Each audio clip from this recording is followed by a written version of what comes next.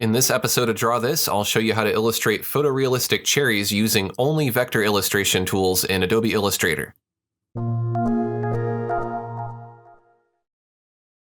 Thanks for joining me today. I'm Aaron Rudden, and it is my mission to help artists like you enjoy digital art and learn some new skills along the way. If this is your first time on my channel, make sure to click that subscribe button and enable notifications via the bell icon. That way you don't miss any of my new digital art videos. So here you can see I have a pair of cherries, and they look almost like a photograph. And even if we zoom in here, they still look pretty realistic. They definitely don't look like vector artwork. This looks like something I might have painted using a drawing tablet. Now, I did use a drawing tablet when I created this, but you can certainly follow this process with a mouse. The results you'll get will be basically the same. It's just a little bit more comfortable to draw using a tablet. And just to prove this is not a photograph or a digital painting, we can look over here in the layers palette, and you can see I have all of these different layers that make up the image. And if we take a look at just this layer here, you can see that I'm creating this effect using the gradient mesh here in Adobe Illustrator. So let's go ahead and take a look at how to create these cherries from beginning to end. I have a new artboard created here that is 2000 by 2000 pixels.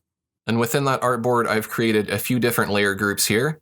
I have a group called Sketch, a group called Cherry Left, and a group called Cherry Right, and then also a group called Stems. And you can create those layer groups by clicking on Create New Layer. Now, if I look inside of that sketch group, then I have this path here for the stem, the other part of the stem, an ellipse for one of the cherries, and an ellipse for the left cherry. And these are just the basic shapes to give me an idea of where I want things positioned and sized. It also gives me a chance to get the proportion correct. To give you an idea of how I created this sketch, I use the ellipse tool here. You want to make sure that you have a color for your stroke, and click on your fill here and make sure that that's set to no fill. And then you can just draw an ellipse, choose the selection tool, and then just move it into place wherever you want. If you need to resize it, use these corner points to resize it. Then I held Alt on my keyboard and dragged out a duplicate so that it's the same size, more or less. And then for the stems up here, I used the curvature pen tool. And you just tap to make a point and just draw your stem like so. When you've found your end point, just hit Escape. Then if you want, you can move the individual points around to reshape your stem however you like. So that's how I got to that point. I'm going to go ahead and just close up the sketch group here. I'm going to click the target here in the layers palette to select all of the elements in that layer group. I'm going to go to the transparency panel. If you're not able to find any of these panels, you can locate them in the window menu. Here's transparency. And I want to reduce the transparency. I'm also going to change the color of that stroke, make sure the stroke is selected, and choose blue. Let's go ahead and choose our selection tool. We'll just click off of our selection here to deselect it. And now we have a semi-transparent guide that we can follow. Let's go ahead and lock that sketch layer now so we don't accidentally do any drawing on that layer. And we can start blocking in our general shapes now. I'm going to start with the cherry on the left. I want to make sure I select that layer. I'm going to select the curvature pen tool. I'm going to select black for my stroke color. And I'll just start creating points here to create my cherry shape. It's going to be a little bit flat on top, a bit boxy in some areas, a bit rounder in others, but just make sure it's not a perfect shape. You want it to have a little bit of asymmetry to it. And then if you want, you can adjust those points. It might be helpful to hide these nodes. You can do that by holding down Control. Then you get a better idea of what your line looks like. I think that looks pretty good. I'm going to click on the Cherry R layer now. We'll use this same tool to go ahead and draw in this cherry here. Go ahead and hold Control to hide those nodes. I think that looks pretty good for that cherry. I'm going to go ahead and lock these cherry layers just so I don't accidentally draw on them. I'm going to go to the stems layer now, and I'm going to zoom in quite a bit here so that I can see this more closely, using the zoom tool for that. I'm going to go back to the curvature pen tool.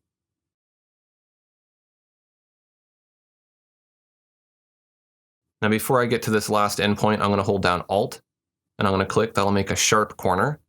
Keep holding Alt and click on the other side, and I'll make sure that it's flat on the end there. Then you'll want to go through and just clean this up so that it's a little bit more even. If you want to smooth this line out, you can also look here under the Shaper tool, tap and hold and select the Smooth tool. Go ahead and select your stem layer here, and then just paint right over that line just to smooth it out. Let's go ahead and go back to the curvature pen. We'll draw in our other stem here. Make sure it's about as wide as the stem next to it. Hold down Alt to make a sharp corner. Keep holding Alt and click to make another sharp corner. And then continue on up with the stem. Make your sharp corners here as well. Even it out a bit. And then select your smooth tool. Paint over it with that just to smooth it out.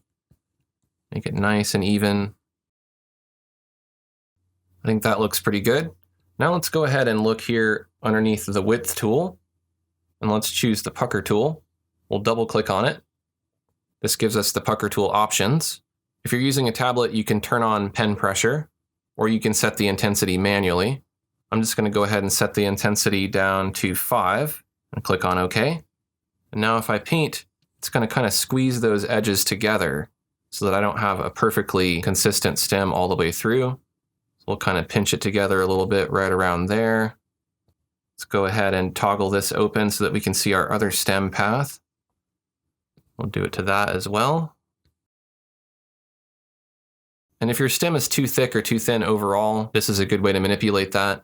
If you want to make it a bit thicker, then you can choose the bloat tool. That works in the same way to kind of spread the pixels out. But you only need to use this if it's necessary. I'm going to go ahead and zoom out quite a bit here so that I can see these cherries much smaller. I can hide my sketch because I don't need that anymore. And I can select the two stem layers. I can go ahead and just set them to this green color here. I want to make sure that I switch the stroke color to the fill color. Let's go ahead and unlock the cherry left and right. We'll select those. We'll go ahead and click on the fill color here. You can choose a red for that and make sure that there is no stroke. And just take some time to evaluate this and make sure that the silhouette of this object looks correct. I'm going to go back to the curvature pen tool, and if I'm not happy with the stem, for example, I can edit these points however I like. I can go back to the smooth tool if I need to and smooth it out if I need to simplify it a bit. And then if I need to distort it a bit more using pucker or bloat, I can do that.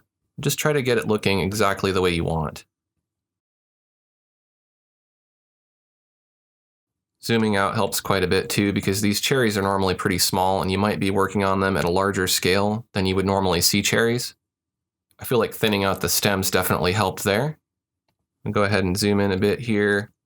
I'm going to select the white arrow or the direct selection tool. I'm going to drag a selection to get the top of this stem area, and I might pull that up just a bit more. Go to the curvature pen tool, select the stems, and just kind of bring this little curve in here, like so. Okay, I think that's looking pretty good. Let's go ahead and save our progress by going to File, and then Save As. I'm going to go ahead and save iterations, so I'll be naming this file 1, 2, 3, 4, and so on. That way I can always go back to an older version if I ever need to. We can go ahead and stick with these settings here. We'll click on OK. Next, I'm going to go ahead and change the color of these base layers to more appropriate colors. I'm going to go ahead and start by selecting the stem. Go to my fill color here. I want to choose kind of a more yellow-green. I'm going to go ahead and set this to HSB instead of RGB. I want something more like that. Then I'll select the two cherries. And I'm just going to tweak that red a little bit to get it looking the way I want. I think that looks pretty good.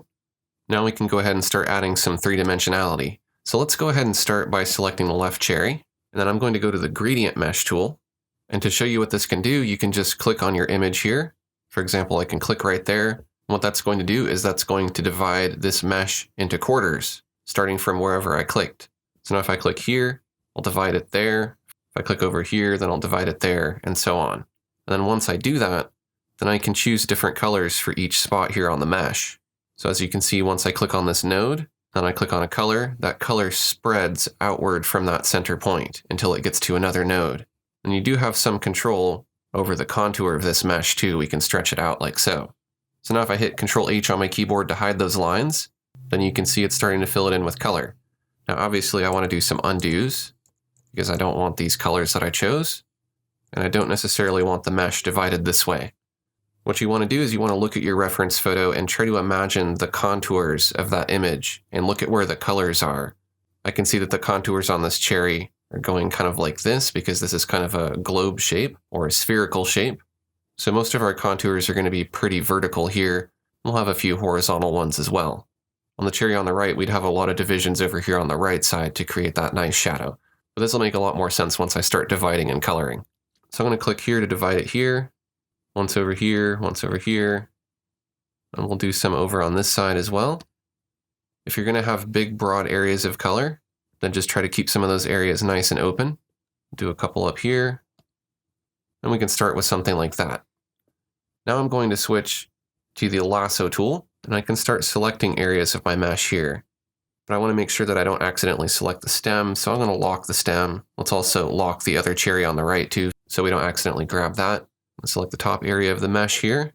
I'm going to select a darker red like this, and then just drag it up to the fill, and that will change the color of those nodes that are selected. I'll go ahead and just zoom into this pretty closely here so we can just focus on just the cherry.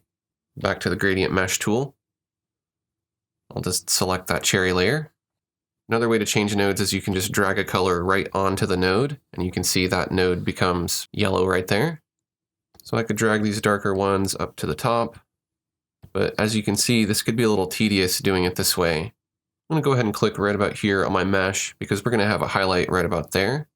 So I want to go ahead and just drag in a highlight color. Maybe we'll put white right in the center there. I'll hide my mesh with Control H. Put in some more dark down here at the bottom.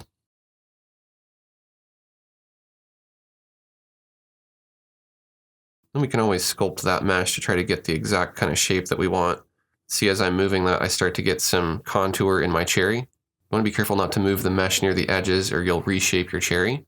So be careful of that. And if you want to subdivide that mesh, you can certainly do that. Though you want to be careful which color you have selected, because when you make that subdivision, it'll place that color there. So we can scrunch this highlight in a little bit more. I'm going to go ahead and select the lasso selection. I'm going to select these nodes just over here on the side. We'll have this reflecting some of the background color. So I'm going to use this more muted pink color here and drag that over to the fill. If we hide our mesh, you can see it gives it that nice reflective edge. Now I'm choosing colors by eye, but I also have a reference image to help me know which colors to choose. But there is a quicker and easier way to get colors, and that is to go to File, Place, select your reference image, and then place it into your document. Let's have it go just right here. I'll go ahead and create a new layer for that as well, and I'll move it to that layer. I'll just name that layer Reference. I'm going to choose my selection tool, and I'm just going to make that a bit bigger so we can see more of the cherry. And then we'll lock that reference layer. Now what we can do is we can go back to our cherry left here. We can select our lasso. We can choose a big, broad area here to paint in. We can switch to the color dropper tool, and then we can just sample a color from within our reference image. That automatically fills the mesh with that color. So if I remember the keyboard shortcut of I for the dropper tool, and then Q for the lasso tool, I can hit Q. I can select a big area here. I can hit I. I can sample that area for my reference image, hit Q to go back to the lasso tool. I can sample this area here. I to go back to the dropper. Sample from within the image. And go back to Q, sample this big broad area here, I, sample from within the image. And if I go ahead and hide my mesh with Control H, and I zoom out quite a bit, you can see that cherry starting to come together. And there's going to be all kinds of different layers of highlights and texture on this cherry, and I'm going to add some of that stuff on additional layers. So right now what we're getting is just kind of a base layer of some of the colors that are in the cherry. This bright highlight we'll add a little bit later. So let's go ahead and save our progress by going to File, Save As. I'm going to save this as Cherries 3. So I'm just going to continue on with that process until I have my base layer looking a little more like my reference photo.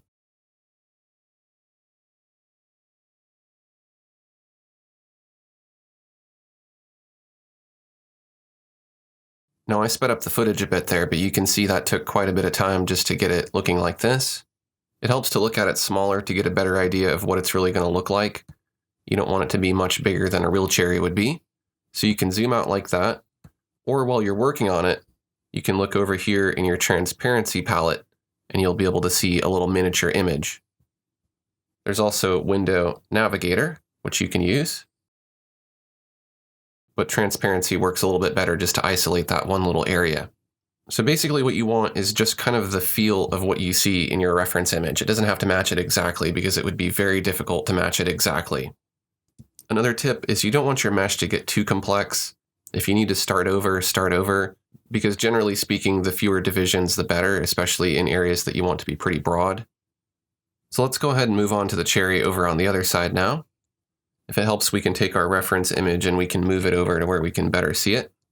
We'll go ahead and lock the cherry on the left, unlock the one on the right, select our gradient mesh.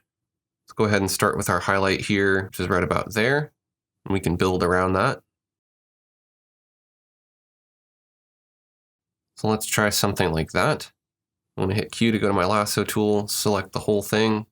I to go to my dropper. I'll just sample a good base color here. And I'll go ahead and just go through the process just like I did before. Now, if you feel like you created too many mesh points, you can also hold down Alt, and you can click on a mesh point to remove it. But as you can see, if I do an undo, it removes that entire cut there. Let's go ahead and check our other cherry over here too and see if there's anything we want to remove. Okay, I think that's looking pretty good so far. Let's go ahead and just lock our cherry right. Let's select our cherry left. We'll go ahead and duplicate it. I'll name that duplicate Cherry Shadow. We'll make sure the mesh tool is selected. We'll hold Alt and we'll go ahead and just remove all of these cuts. Do the same for the cherry right. So now we can use these to layer up some of our meshes. I'm going to go ahead and just toggle this cherry right shadow and cherry left shadow open. I'm going to select the mesh, I'm going to copy, and then I'm going to edit, paste in place. I'm going to lock and hide that mesh. Do the same thing on the left one, copy, paste in place, lock and hide it. That way we'll have copies of these that we can reuse if we need to. So let's start with the cherry right shadow mesh here. I'm going to go ahead and change the color to white, and then under transparency, I'm going to change the blend mode to multiply. That makes white disappear, but if we add any other colors to our mesh, those will show up and they'll blend darker with what's underneath. So for example, we could go to the mesh tool now, and we could go ahead and subdivide our mesh. We want just a little bit of shadow here on the mesh. So I'll just do a few little points here. Go to my lasso tool, select right around the outer edge here. Go to my color sampler, and then sample one of these dark colors here. Now if we hide and show that mesh, you can see what it's doing. We have a mesh on top of a mesh. But because that mesh is set to multiply and it's going off into transparency, it's as if we've created another layer and then done some airbrushing on top of it. You can of course reduce the opacity of that if you want to make it a little more subtle. Let's go ahead and do that on the mesh on the other side over on the left here. Let's fill that with white, set it to multiply. Go to our mesh tool, we'll have a division there, one over here. What I'm doing is I'm looking at how this shadow fades out. It's coming down, so we'd want to fade it from these edge nodes down to this line that we've created. The shadow over here is moving this way to the left, so we'd want to have a cut right here or right here, so that the color can move from this node to this one and then fade out. And we could even do a short one on the bottom here as well. If you end up with too many extra cuts, you can just remove that extra one there. Go ahead and select our lasso, and again, select that area, switch to our dropper, and sample from within our image. We can reduce the opacity. I think that looks pretty good for the shadows. Let's go ahead and select this extra mesh that we created here for the left cherry. I'm going to unlock it first and show its visibility. With that extra mesh there selected, I'll go ahead and fill that with black. For the blend mode, I will choose screen. That makes black disappear. Go ahead and make sure my other meshes are locked here so I can't accidentally paint on them. Go back to my mesh tool. I'm going to click right here to create a couple of mesh points. Maybe one right there as well. So we're going to have a little highlight that runs right along here like this. I might have it kind of stop right about there and maybe right about there. Let's go back to our lasso, select that area there, and we'll sample.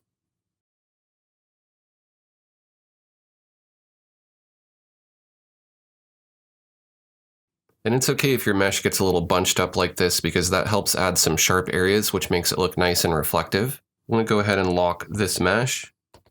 We can go ahead and just name them. We'll call them shadow and highlight, that way we know what they are. I'm just going to call that group Cherry L Shading. I think I'm pretty happy with the reflection over on the right cherry, so I'm not going to worry about adding a layer for that. But you can feel free to add as many layers of meshes as you like.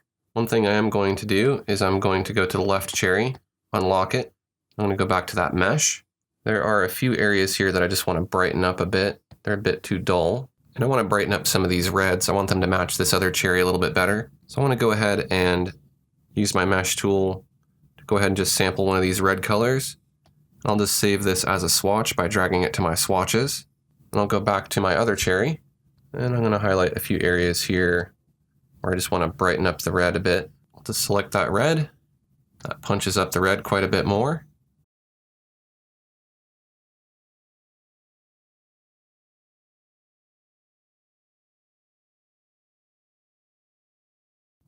We'll go ahead and zoom out a little bit and see how we're looking. I think that's looking much better. I think the reds still don't quite match, so I'm going to try to fix that here.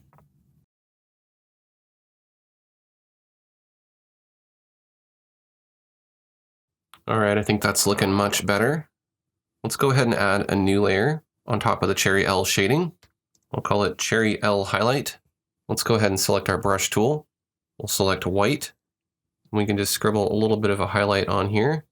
And we can select that little scribble. Let's go to Window, Brushes. We can try out some different options here. We can go to the stroke panel, decrease the stroke weight. Then we can go to Effect, Blur, Gaussian Blur, turn on the preview. Just blur it a little bit here so it looks more like a highlight. And if you need to continue adding to it, you certainly can. Let's go ahead and do that on the cherry right. We'll create a new layer, give it a name, make sure that layer is selected. Let's do a nice highlight here in the center. And again, we want to select that, go to Effects, Gaussian Blur, give it the same amount of blur. And there you go, we have some highlights. Now while we're in the habit of blurring stuff, let's go to the cherry left layer. And let's go to Effect, Gaussian Blur. Let's add a blur of 2.2 to that. That just blurs out the edges a bit. Let's do that on the cherry right. If we zoom in, you can see that helps it look a lot more natural. The edges aren't so perfectly sharp. Let's go ahead and add another layer. We'll do that right above the cherry right. I'm going to call it Cherry Right Text. Let's go back to the transparency panel. Let's set the blend mode to multiply. Let's continue using the brush tool. We'll continue using a textured stroke like this. Let's go ahead and select a dark reddish color. And we can put in some little textured areas here, just making little marks. You want to stay out of your highlight area, but just put a few here and there because there's little spots on cherries. I'll make my brush a bit smaller so I can have a variety of different sizes. I'll go ahead and select everything on that layer and just reduce the opacity so it blends in. Let's create another layer. Call it Cherry R Text L, that's short for light. And we can keep using the brush tool in that same color. Now we can paint and add some lighter areas. And we're going to overpaint just a bit here, but that's okay because we'll just back this down. I'm going to make sure it's set to screen. Then we can reduce the opacity to where you can just barely see it. Now if you want, you can select those layers and you can apply blurs to those as well. It just helps all that stuff blend in a little bit better. If I zoom in, you can see the effect that that had. And I might reduce the opacity a bit more on the light one as well. Now I noticed that as I was working, something happened to my cherry left mesh here. It looks like there was an area here that got changed to a white color. So I'll go ahead and just fix that. Let's go ahead and save our progress by going to File, Save As. Now I'll go ahead and repeat that on the other side. And one thing to remember is as you're working, you can always go back to these layers of meshes and edit them. For example, the cherry on the left, I can lock all the other layers but that. Got my mesh tool. Now let's do some work on the stem. I'm going to go ahead and just lock all of my cherry layers here. I'll unlock the stems. Let's go ahead and just name this Stem R for stem right and Stem L for stem left. We'll start with the stem right. We'll go ahead and select it. We'll switch to our mesh tool. And let's zoom in quite a bit here so we can see this much more closely. I'm going to divide it here, right near the edge, over here near the edge. I'll do one here, and I'll do one down here. I'm going to go ahead and make my reference image bigger as well so I can see the stem more clearly. I'll select my lasso. I'm going to select these nodes that are over on the right side of the stem. Switch to my dropper, sample that color. I do notice that I accidentally selected my other stem, so let's just lock that stem. Let's try that again. That looks pretty good. I think we missed a couple of nodes here, so I'll just select those. I'm going to select these nodes down here. Add a little bit to that. Select a few of these up here as well, so there's a bit of a shadow.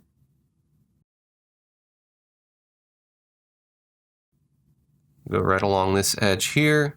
Sample that color. Now we have a nice three-dimensional looking stem. If we need to, we can go back to the mesh tool, and we can tweak this mesh however we like. Now if you notice there's any little gaps in your mesh here where it looks white, you'll probably want to fix those areas. This happens if you distort the mesh too much, so you want to try to keep it kind of clean if that's happening.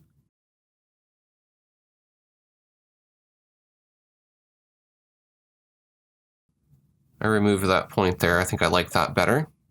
So that'll work for that stem. We just need to repeat that process on the other stem now.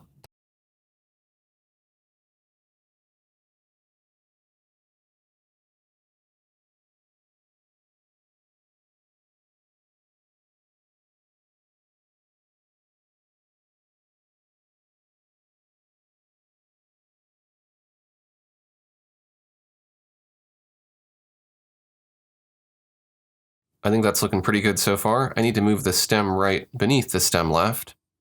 It looks much better.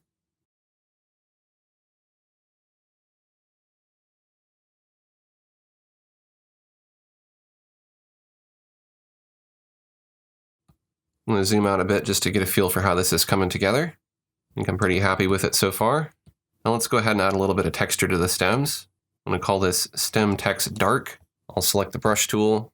I can keep using this same rough edge brush here. On the Stem Text Dark layer, I want to make sure that I set that to multiply. I can just use one of these colors from the stem here. I'll make my brush quite a bit smaller. Let's say half a point. There's a lot of texture here on the end. And then just a few little spots here and there going along the stem. That just breaks up the soft areas and adds some texture. And we can reduce the opacity. Let's create another new layer. Call this Stems Text Light.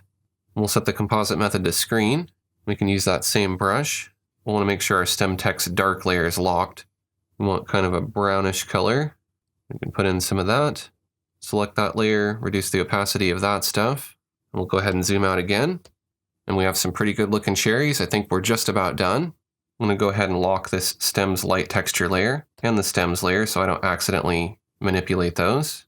I want to go back to the cherry left here. What I'm trying to do is I'm trying to bring these nodes in very, very close to each other. That creates a nice sharp line there and a dent in the cherry.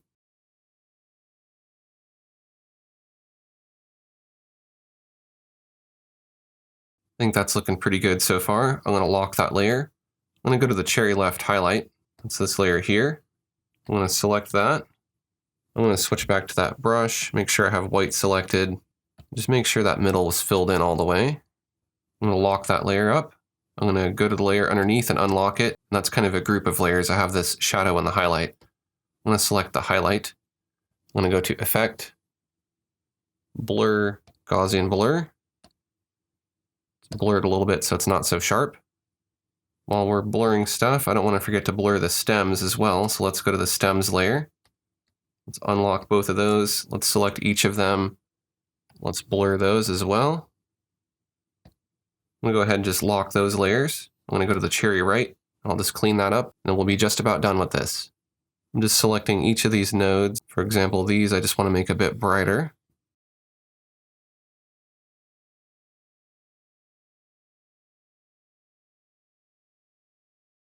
I'll do one final zoom out, and then I will hide my reference.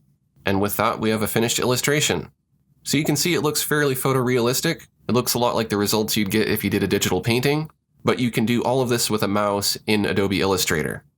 Now you might ask yourself, what would be the advantage to working this way rather than painting this with a digital painting application?